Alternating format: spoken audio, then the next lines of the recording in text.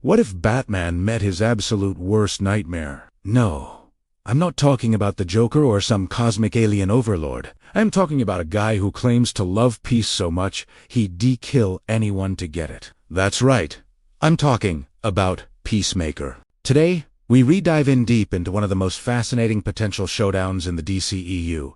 The grim knight of Gotham versus the chrome-doomed champion of questionable peace. It's not just about who would win in a fight. It's a clash of philosophies.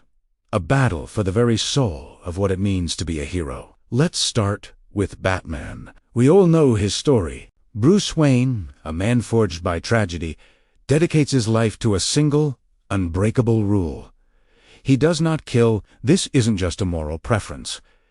It's the core of his identity. For Batman, the line between justice and vengeance is absolute. The moment he crosses that line, he believes he becomes no different from the criminals he fights. His entire arsenal, his strategies, his very being are built around this principle. He uses fear, technology, and sheer force of will to subdue, not to eliminate. He operates in the shadows, believing that justice must be earned, not just enforced, and that every life, even a criminal's, has the potential for redemption. Now, let's look at Peacemaker.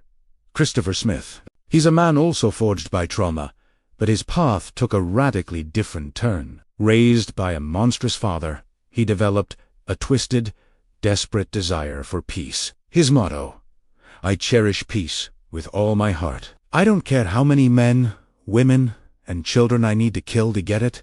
Sounds like a dark joke, but he means every word. For Peacemaker, the end absolutely justifies the means. If a threat exists, the most efficient way to achieve peace is to permanently remove that threat. There's no gray area, no room for redemption. He sees Batman's no-kill rule, not as a sign of strength, but as a critical weakness, a foolish sentimentality that allows evil to fester and return. So, imagine these two characters in the same room. The tension would be electric. Batman would see Peacemaker as a monster, a state-sanctioned murderer who perverts the very idea of justice. He'd view him as a symptom of the broken system he fights against, a blunt instrument used by people like Amanda Waller who believe control is more important than freedom. To Batman, Peacemaker is everything he fears becoming.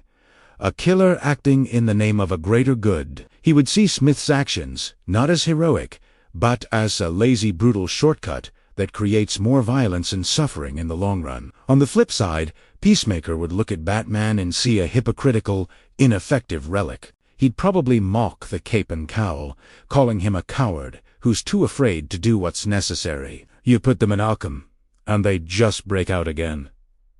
I can almost hear him yelling. How many people have died because you refused to pull the trigger on the Joker? To Peacemaker, Batman's methods are a revolving door of chaos. He would argue that his own brutal efficiency, while ugly, actually saves more lives. He's the pragmatist, the soldier who does the dirty work that the hero in the bat costume is too pristine to handle.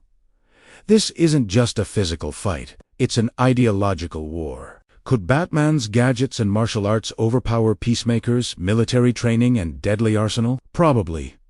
But the real conflict is in their minds. Batman's entire mission is to prove that you can fight darkness without becoming it. Peacemaker's existence is a direct challenge to that belief. He is the living embodiment of the argument that sometimes, to stop a monster, you have to be willing to become one yourself. This clash forces us to ask ourselves a tough question.